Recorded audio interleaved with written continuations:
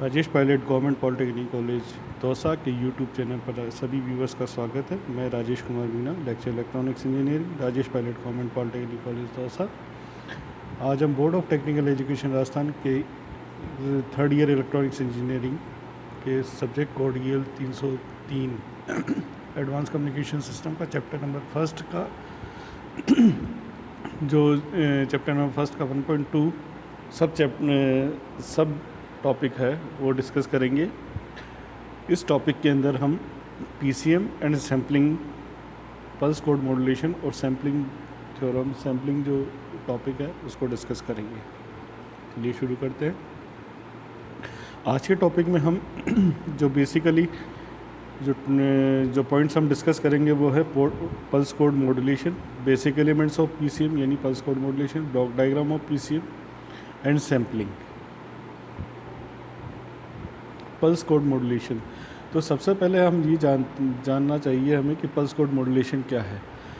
Viewers, जैसे मेरे previous lecture में मैंने डिस्कस किया था कि हम किसी भी एनालॉग सिग्नल को या किसी भी सिग्नल को हम कम्युनिकेट करना चाहते हैं, डिस्टेंट कम्युनिकेशन करना चाहते हैं, तो एनालॉग सिग्नल को अगर हमें डिजिटाइजेशन करना है तो सबसे पहले उसे एनालॉग टू डिजिटल कन्वर्जन करना होगा। अगर डिजिटल कम्युनिकेशन हमें करवाना है तो सबसे पहले एनालॉग सिग्नल को डिजिटल में कन्वर्ट करना होगा।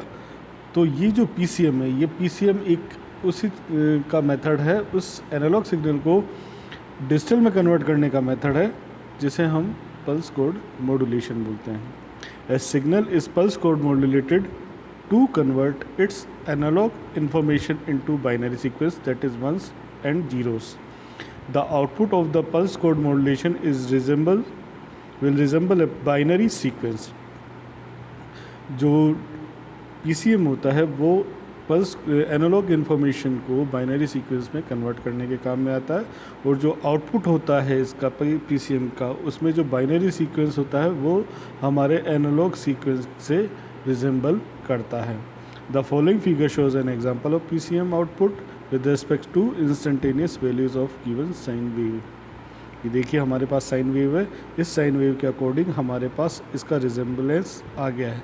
अब हमने पिछले लेक्चर के अंदर, पिछले वीडियो के अंदर हमने PM, PWM और PPM 3 टेक्निक्स हमने पढ़ी थी। उसी में से कोई भी एक टेक्निक हमारी रिजेंबलेंस में यहाँ काम आएगी। Instead of a pulse train, PCM produces a series of number of digits, and hence this process is called as digital. Each one of these digits, though in binary codes, represents the approximate amplitude of signal sampled at that instant. In pulse code modulation, the message signal is represented by a sequence of coded pulse. Pulse code modulation में जो message होता है, message signal होता है, वो coded pulse के sequence के रूप में हमें दर्शाया जाता है, रिप्रेजेंट होता है। This message signal is achieved by representing the signal in discrete form in both time and amplitude. Basic elements of PCM के बेसिक एलिमेंट्स क्या हैं? The transmitter section of a pulse code modulator circuit consist of sampling, quantizing and encoding which are performed into the analog to digital converter section। जो हमारा PCM है उसका उसमें 2 sections होंगे, transmitter section and receiver section. तो जो transmitter section होगा उसके अंदर, उस सर्किट के अंदर एक सैम्पलिंग, क्वांटाइजिंग और एनकोडिंग प्रोसेस होगा, और ये प्रोसेस हमारा तीनों जो प्रोसेसेस हैं, ये प्रोसेस मिलकर हमें एनालॉग टू डिजिटल कन्वर्जन का प्रोसेस करके देते हैं। The low pass filter prior to sampling prevents aliasing of the message signal. और इन सब से पहले जो सैम्पलिंग होती है उससे पहले हम एक लो पास फिल्टर हम यूज़ करते हैं। जो लो पास फिल्टर होता है वो एंटी अलाइजिंग होता है, यानी अलाइजिंग का जो मैसेज में अलाइजिंग होती है उसको रिमूव करता है, उससे प्रिवेंट करता है। अब अलाइजिंग क्या होती है? अलाइजिंग अभी हम आगे देखेंगे, लेकिन फ़िलहाल जब ये वर्ड आया तो मैं बता देना चाहता हूँ कि अलाइजिंग होती है 2 एडजेसेंट डेटास के आपस में इंटरफेरेंस। तो एक डेटा दूसरे डेटा के अंदर मिक्स हो जाता है, तो जो रिजल्टेंट डेटा हमारे पास आउटपुट में मिलता है वो डिस्टॉर्टेड होता है, वो उसे रीजनरेट नहीं किया जा सकता। तो ये अलाइजिंग होता है। This basic operation in the receiver section are regeneration of impaired signal, decoding and reconstruction of the quantized pulse train. और जो हमारा रिसीवर सेक्शन है उस रिसीवर सेक्शन के अंदर regeneration of impaired signal, decoding and reconstruction वाला जो process होता है वो है। ये सारे प्रोसेस अभी हम देखते हैं। ये देखिए, सबसे पहले एनालॉग मैसेज सिग्नल होगा। एनालॉग मैसेज सिग्नल जो भी सपोज़ करिए कोई साउंड है, हम आपसे बात कर रहे हैं तो ये भी एक मैसेज ही है। तो ये इस मैसेज को अगर मैं डिजिटल फॉर्म में ट्रांसफ़र करना चाहूँ, कन्वर्ट करना चाहूँ, तो सबसे पहले ये जो मैसेज है ये हमारा एनालॉग की फॉर्म में होगा। उसको हम लो पास फिल्टर से के थ्रू रूट करेंगे। लो पास फिल्टर को हम इसे देंगे। लो पास फिल्टर क्या करेगा, या अलाइजिंग अगर कोई प्रोसेस, अलाइजिंग की प्रोबेबिलिटी अगर कोई बनती है तो उस अलाइजिंग की प्रॉपर्टी को ये नहीं बनने देगा। लो पास फिल्टर उसमें एक कट ऑफ फ्रिक्वेंसी से नीचे के सिग्नल्स को पास कर देगा। उसके बाद में सैम्पलर जहाँ सैम्पलिंग होगी, फिर क्वांटाइज़र, देन एनकोडर, और फिर एनकोडर के बाद में जो हमारा पीसीएम आउटपुट होता है वो चैनल पर दिया जाता है। अब चैनल पर क्या होता है कि रीजनरेटिव रिपीटर्स होते हैं, वो सिग्नल को बार बार, जो भी हमारे पास पीसीएम सिग्नल है उसको बार बार रीजनरेट करते रहते हैं रिपीटर्स वहाँ, ताकि उसमें डिस्टॉर्शंस कम से कम हों। और इस तरह से number of regenerator repeaters according to the distance ये हमारे पास चैनल में लगे होते हैं। डिस्टेंस के अकॉर्डिंग नंबर ऑफ़ रिपीटर्स हम यूज़ करते हैं। उसके बाद में जब ये रिसीवर पर पहुँचते हैं, रिसीवर सेक्शन पर, तो रीजनरेशन ऑफ द सर्किट, जो भी हमारे पास कोड रीजन आया है, पीसीएम आया है, तो उसको रीजनरेट करेंगे, डिकोड करेंगे, और फिर से एक नया, फिर से जो चैनल, जो सिग्नल हमें इनपुट में था उस सिग्नल को यहाँ रिकन्स्ट्रक्ट किया जाता है। उसके बाद में जो भी आउटपुट आता है, जो भी उसका आउटपुट होता है वो हम जो हमारा डेस्टिनेशन पर जो भी डिवाइस होता है, स्क्रीन है, एलईडी है या स्पीकर्स हैं, जो भी कुछ है वहाँ हम उसको शो करते हैं। तो आई होप ये ब्लॉक डायग्राम को समझ में आएगा। ऊपर का सेक्शन है 4, इसमें जो 5 ऊपर के सेक्शन ब्लॉक्स हैं वो तो ट्रांसमीटर सेक्शन है, analog message signal, LPF, sampler, quantizer and encoder, और फिर उसके बाद में ये चैनल्स हैं, रीजनरेटिव रिपीटर्स। उसके बाद में नीचे 4 सेक्शन है, regeneration circuit, decoder, reconstruction, filter and destination. अब लो पास फिल्टर क्या काम करता है, ये जितने भी ब्लॉक्स हैं हम इनको सबको सेपरेटली डिस्कस करते हैं। This filter elements the high frequency component present. Low pass filter के अंदर एक कट ऑफ फ्रिक्वेंसी होती है, उस कट ऑफ फ्रिक्वेंसी से नीचे के जितने भी सिग्नल्स होते हैं उनको ये पास कर देता है लो पास फिल्टर, और उस कट ऑफ फ्रिक्वेंसी से ऊपर के जितने भी फ्रिक्वेंसी कंपोनेंट्स हैं उनको ये रोक लेता है, ब्लॉक कर देता है, इसलिए हम इसको लो पास फिल्टर बोलते हैं। तो this filter elements the high frequency component present in the input analog signal which is greater than the highest frequency of the message signal to avoid aliasing of the message signal. हमारा जो message signal है उस message signal का में जो components है, message के components हैं, उन कंपोनेंट्स में जिस कंपोनेंट की फ्रिक्वेंसी हाईएस्ट होती है उस हाईएस्ट फ्रिक्वेंसी के बाद में एक कट ऑफ फ्रिक्वेंसी लगाई जाती है, ताकि जो मैसेज है, मैसेज के कंपोनेंट्स तो सारे हमारे पास हो जाए, बाकी जितने भी उस मैसेज कट ऑफ फ्रिक्वेंसी से ऊपर के जो कोई भी अगर मैसेज है तो वो वहाँ ब्लॉक हो जाता है। नेक्स्ट है हमारा सैम्पलर।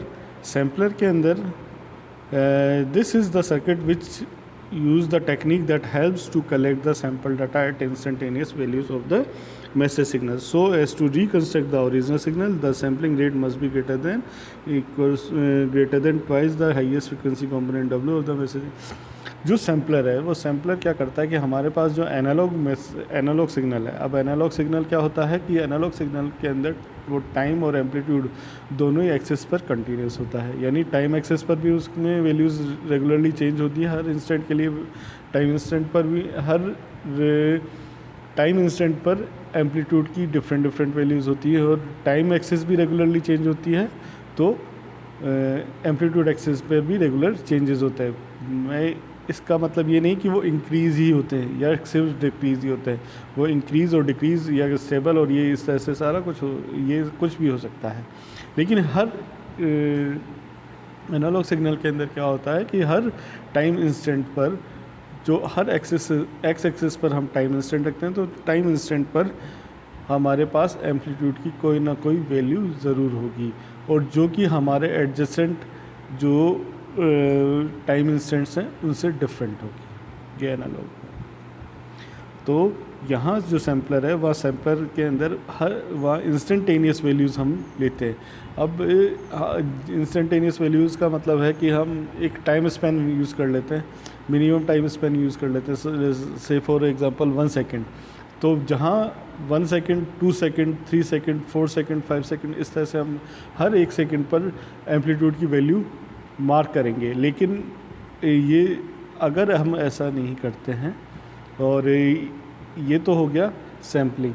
अगर सैम्पलिंग में दूसरी चीज़ ये है कि हम इस इंस्टेंट को अगर हम बोलें कि 1.3 सेकेंड पर हमारे पास क्या वैल्यू है, तो वो सैम्पलर हमें नहीं देगा, क्योंकि हमने टाइम स्पैन ही 1 सेकेंड का रखा है। तो या तो 1 पे देगा, आइदर 2 पे देगा, फिर 3 पर देगा।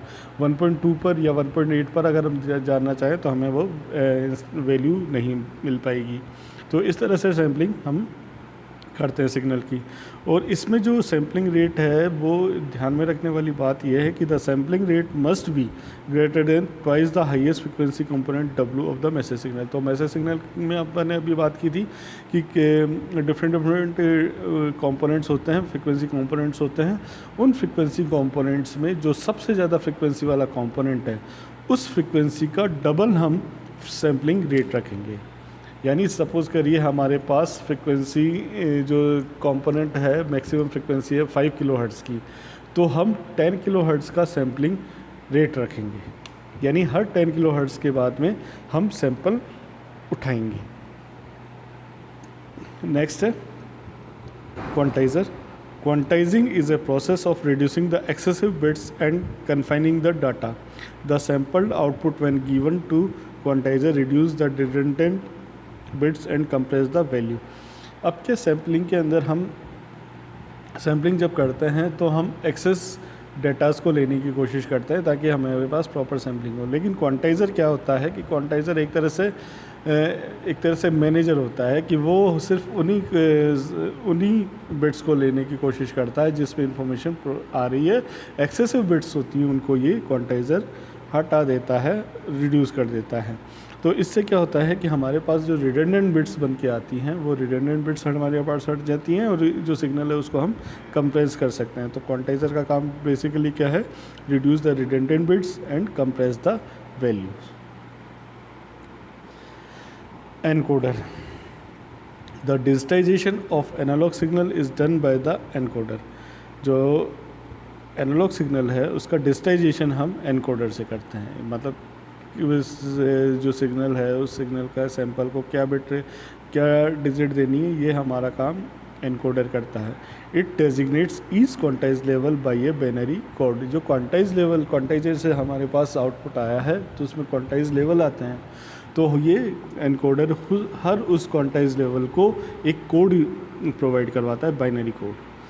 The sampling done here is the sample and hold process.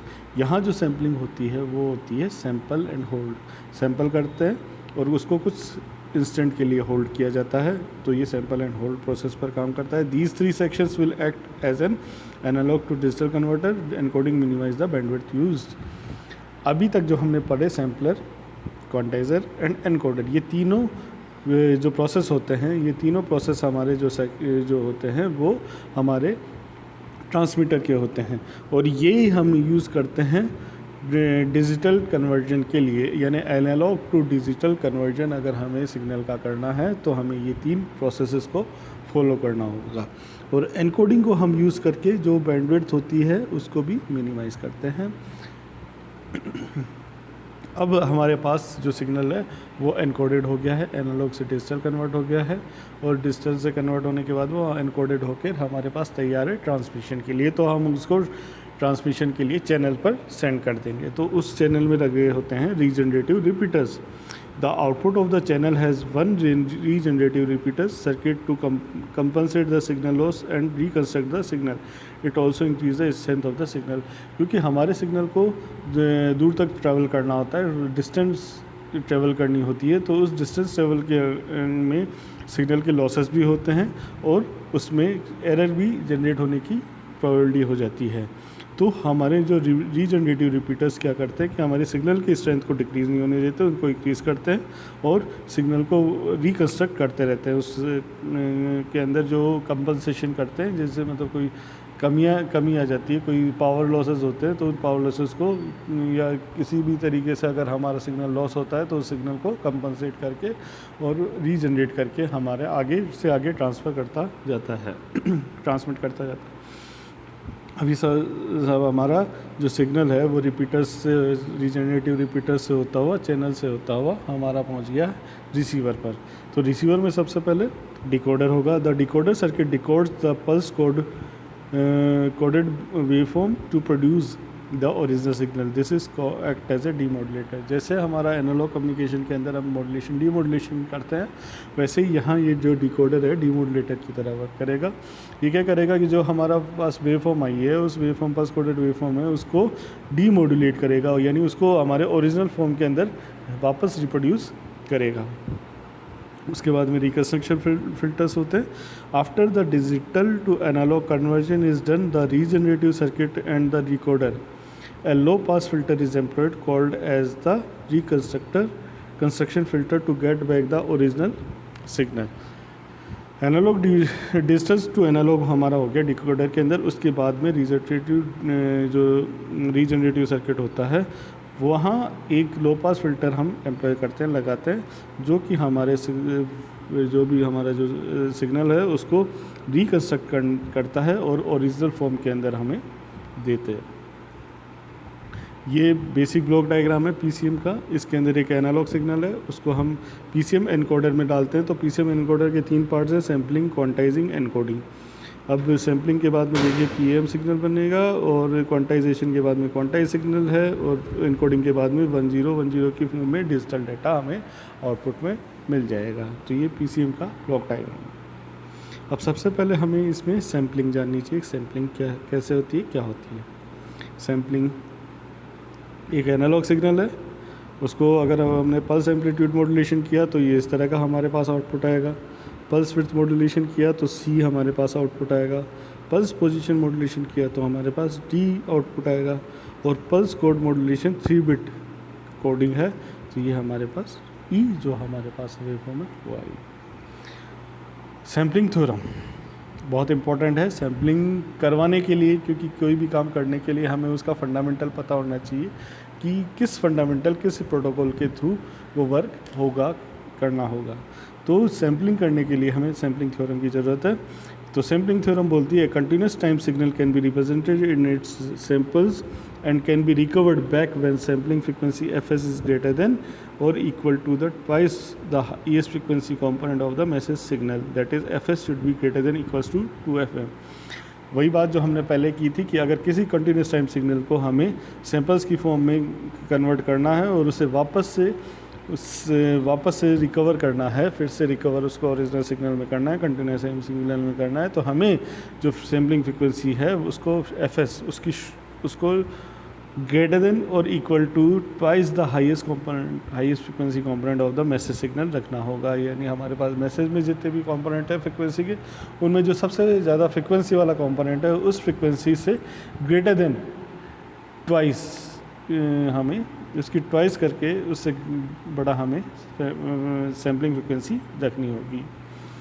तो fs should be greater then 2fm। The sampling of input, अभी ये इसको हम एनालिटिकली ट्रीट करते हैं कि सैम्पलिंग ऑफ इनपुट xt, ये हमारे पास एनालॉग सिग्नल है, xt can be obtained by multiplying xt with the impulse train delta T of period ts। यह हमारे पास मल्टीप्लायर है, इस मल्टीप्लायर के अंदर हमने डेल्टा टी तो एक इम्पल्स ट्रेन है और xt हमारा एनालॉग सिग्नल है, तो इन दोनों को हम यहाँ मल्टीप्लाई करेंगे। The output of the multiplier is a discrete signal called sampled signal which is represented with the yt in the following diagram। अब डेल्टा टी क्या है, डेल्टा टी के अंदर इम्पल्सेस हैं, एक इंस्टेंट पे पल्स आएगी, फिर जीरो आ जाएगा, फिर पल्स आएगी, फिर जीरो आ जाएगा, फिर पल्स आएगी। तो अब हम देखते हैं कि बेसिक जो मैथमेटिक्स है, उस मैथमेटिक्स में हम क्या करते हैं कि x, कोई भी टर्म है x, कोई भी डिजिट है x, उस x को हम किसी डिजिट 1 से या 2 से या 3 से मल्टीप्लाई करेंगे तो वो एक फाइनाइट वैल्यू देगा। यानी अगर हम x को मैंने 1 से मल्टीप्लाई किया तो 1x आ जाएगा, 2 से किया तो 2x आ जाएगा। लेकिन x को जब मैं 0 से करूँगा मल्टीप्लाई, या किसी भी डिजिट को हम किसी भी फाइनाइट डिजिट को हम 0 से मल्टीप्लाई करेंगे तो उसका आउटपुट होता है हमारा 0। तो इसी तरह से जो जो टाइम इंस्टेंट पर हमारे पल्सेस हैं, इम्पल्सेस हैं, उन इम्पल्सेस पे तो हमें सैंपल मिल जाएंगे, बाकी जगह हमें 0 मिलेंगे। ये इस तरह से ये इम्पल्सेस हैं, delta T -2s -2ts -ts 0ts 2ts और इस तरह से। और क्योंकि हमने एनालॉग सिग्नल ये लिया था, ये एनालॉग सिग्नल लिया था एक साइन वेव जो एक सेकंड और फोर्थ क्वाड्रेंट के अंदर है। सेकंड क्वाड्रेंट में पॉजिटिव और फोर्थ क्वाड्रेंट में नेगेटिव है। तो उसका आउटपुट हमारे पास देखिए कि जिस जिस इंस्टेंट पर हमारे पास वैल्यूज़ थी उस इंस्टेंट पर हमारे पास पाई टी की वैल्यूज़ आ गई, ts 2ts इस तरह से। अब इसको अगर हम ये तो था हमारा टाइम डोमेन में। फ्रिक्वेंसी डोमेन में अगर हम देखें तो हमारे पास सिग्नल है फ्रिक्वेंसी और एक्स टी के उसके एक्स ओमेगा के रिस्पेक्ट में एक सिग्नल हमें मिल गया, पावर स्पेक्ट्रल डेंसिटी जिसकी यह है, और ये हमें सैम्पल्ड वैल्यूज़ मिल गई। तो ये इस तरह से हमारा सैम्पलिंग प्रोसेस होता है। अब सैम्पलिंग रेट क्या होता है? To discretize the signal the gap between the samples should be fixed. हमें अगर सिग्नल को डिस्क्रिटाइज करना है यानी अलग अलग करना है तो इसके लिए जो सैंपल हैं, जो एडजेसेंट सैंपल्स हैं, उनके बीच में जो गैप होता है वो फिक्स होना चाहिए। ऐसा नहीं कि कहीं तो हमने ज़्यादा ले लिया गैप, कहीं हमें कम ले लिया। देखो हमने पीछे देखो, ये हमने जो ऊपर से सेकंड वाला जो है डायग्राम वाई टी के अंदर हमने जितने भी सैंपल्स लिए हैं उनके बीच में स्पेसिंग है वो फिक्स है। तो the gap can be termed as sampling period. तो इस गैप को हम सैम्पलिंग पीरियड बोलते हैं और ये होता है ts। तो सैम्पलिंग फ्रिक्वेंसी होता है equals to 1/ts equals to fs, where ts is the sampling time and fs is the sampling frequency और द सैम्पलिंग रेट। अब सैम्पलिंग फ्रिक्वेंसी क्या होता है? Sampling frequency is the reciprocal of the sampling period. This sampling frequency can be simply called as sampling rate. The sampling rate denotes the number of sample taken per second or finite set of values. यानी हम अगर sampling rate को discuss करें तो sampling rate क्या होता है? Sampling rate होता है कि एक सेकंड में जितने हमने सैंपल्स लिए हैं वो उसकी सैम्पलिंग रेट कहलाती है। तो और ये डिनोट करते हैं हम fs से, और सैम्पलिंग टाइम होता है ts। दोनों एक दूसरे के रेसिप्रोकल होते हैं, ts और fs। अब एक बहुत फंडामेंटल चीज़ है Nyquist rate. Suppose that a signal is band limited with no frequency component higher than W hertz. हमारे पास जो सिग्नल है वो बैंड लिमिटेड है। बेसबैंड सिग्नल जो है वो बैंड लिमिटेड सिग्नल है। बैंड लिमिटेड सिग्नल यानी किसी एक पर्टिकुलर फ्रिक्वेंसी से स्टार्ट हो रहा है, किसी एक पर्टिकुलर फ्रिक्वेंसी पर ख़त्म हो रहा है, एक बैंड के अंदर ख़त्म हो रहा है, उससे बाहर इसकी रेंज में कोई फ्रिक्वेंसी कंपोनेंट नहीं है। इस फ्रिक्वेंसी कंपोनेंट, इस बैंड लिमिटेड सिग्नल की जो मैक्सिमम फ्रिक्वेंसी या component higher than the W hertz नहीं है। W हर्ट्ज़ से ज़्यादा की फ्रिक्वेंसी का इसमें कोई कंपोनेंट नहीं है। इसका मतलब W is the highest frequency. For such a signal, for effective reproduction of the original signal, the sampling rate should be twice the highest frequency. तो नाइक्वेस्ट रेट क्या बोलती है कि for effective reproduction of the original signal, the sampling rate should be twice the highest frequency. तो highest frequency क्या है हमारी? fs equals to 2w। तो fs equals to 2w हमारी हाईएस्ट फ्रिक्वेंसी होगी, और इस फ्रिक्वेंसी से ज़्यादा का हमारे पास, W से ज़्यादा का हमारे पास कोई फ्रिक्वेंसी कंपोनेंट नहीं है। तो नाइक्वेस्ट रेट क्या होगी? fs, और fs इक्वल्स टू होगा 2w। तो fs is the sampling rate, w is the highest frequency. This rate of sampling is called Nyquist rate. और इस the theorems called sampling theorem was restricted on theory of the Nyquist rate. तो जो हमारा sampling है, sampling theorem है, वो sampling theorem Nyquist rate के ऊपर ही डिफाइंड है कि हमारे पास। अब अगर हम डिफ़ाइन करें सैम्पलिंग थ्योरम को, तो सैम्पलिंग थ्योरम के लिए हम ये कह सकते हैं कि किसी भी कंटिन्यूस टाइम सिग्नल को अगर हमें सैंपल करना है और फिर रिकन्स्ट्रक्ट करना है तो हमें नाइक्विस्ट रेट को फॉलो करना होगा। और नाइक्विस्ट रेट क्या है? F s equals to 2 omega या 2W। और W क्या है? W is the highest frequency component in the band limited signal with W is the highest frequency. Aliasing, अब ये इंपॉर्टेंट फैक्टर है, हमने सैम्पलिंग कर ली। अलाइजिंग आता है कि aliasing can be referred as the phenomena of high frequency component in the spectrum of a signal. The phenomena of a high frequency component in the spectrum of a signal taking on the identity of low frequency component in the spectrum of its sampled value. The corrective measure taken to reduce the effect of aliasing are: aliasing can be referred as the phenomena of highest frequency component in the spectrum of a signal taking on the identity of low frequency component in the spectrum of the its sampled value। यानी हमारे पास जो sampling है उस जो signal का spectrum है, उस स्पेक्ट्रम के अंदर हमारे पास जो हाईएस्ट फ्रीक्वेंसी कंपोनेंट को हम अलाइजिंग के लिए जो हमारे सैम्पल्ड वर्जन है उसमें लोवेस्ट फ्रीक्वेंसी कंपोनेंट मानेंगे। यानी अब हमारे पास जो रिकन्स्ट्रक्टेड सिग्नल्स हैं उसमें जो लोवेस्ट फ्रीक्वेंसी कंपोनेंट हमारे पास आएगा वो हमारे ओरिजिनल सिग्नल का हाईएस्ट फ्रीक्वेंसी कंपोनेंट होगा। ठीक है जी। अब aliasing, the corrective measure taken to reduce the effect of aliasing are, हमें अलाइजिंग प्रॉब्लम होती है तो हमारे जो सर्किट है या जो ये ब्लॉक डायग्राम है कम्युनिकेशन का, पीसीएम का, इसके अंदर अगर हमें अलाइजिंग नहीं चाहिए तो हमें कुछ मेजर्स हैं वो फॉलो करने होते हैं ताकि हम जो अलाइजिंग का इफेक्ट है उसको रिड्यूस कर सकें। फर्स्ट है, in the transmitter section of PCM a low pass anti aliasing filter is employed before the sampler to eliminate the high frequency component which are unwanted. तो हमें सिग्नल के अंदर जो हमारा सिग्नल है जिसको हमें सैंपल करना है तो उससे पहले, सैम्पलर से पहले हमें एक लो पास फिल्टर हम लगा देंगे ताकि जो हमारा केवल और केवल हमारे जो कंपोनेंट ऑफ मैसेज हैं वही ट्रांसफ़र हो के वही आगे जा सके, वही पास हो सके, बाकी सबको ब्लॉक किया जा सके। The signal which is sampled after filtering is sampled at rate slightly higher than the Nyquist rate. और जो सिग्नल हमारा सैंपल हुआ है आफ्टर फिल्टरिंग के बाद में हमें जो सिग्नल मिला है, सैंपल सिग्नल है जो फिल्टर होने के बाद में हमें मिला है, तो वो हम थोड़ा सा नाइक्विस्ट रेट से थोड़ा सा ज़्यादा हम उसको रहेंगे। तभी हमने एक स्टेटमेंट दिया था कि F S should be greater than equals to 2FM। This choice of having the sampling rate higher the Nyquist rate also help in the easier design of the reconstruction filter at the receiver। अगर हम ये higher than Nyquist rate अगर हम sampling rate रखते हैं तो जब हम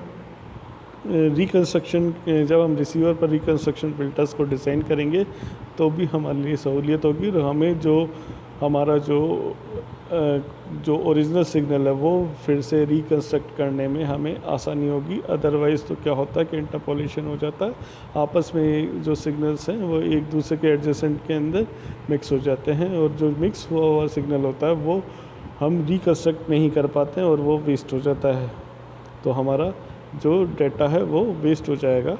इसलिए हमें मेन जो चीज़ है एंटी अलाइजिंग प्रॉपर्टी या एंटी अलाइजिंग फंडामेंटल या पॉइंट है वो है कि हमें F S should be greater then 2FM रखना चाहिए ताकि हमारे पास अलाइजिंग की प्रॉब्लम ना हो।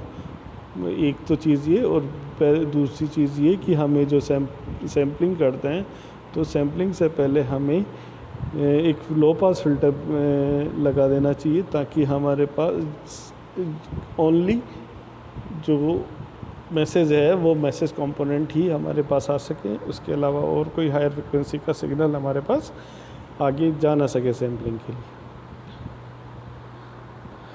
तो इसके बाद में एलाइजिंग के बाद में क्वांटाइजेशन एंड कोडिंग का प्रोसेस है, वो हम आगे नेक्स्ट क्लासेस में डिस्कस करेंगे, नेक्स्ट लेक्चर्स में डिस्कस करेंगे। आई होप आज आपको ये पीसीएम में जो सैम्पलिंग और एलाइजिंग जो प्रोसेस है, सैम्पलिंग थ्योरम और एलाइजिंग जो प्रॉब्लम है वो अच्छे से समझ में आई होगी। धन्यवाद।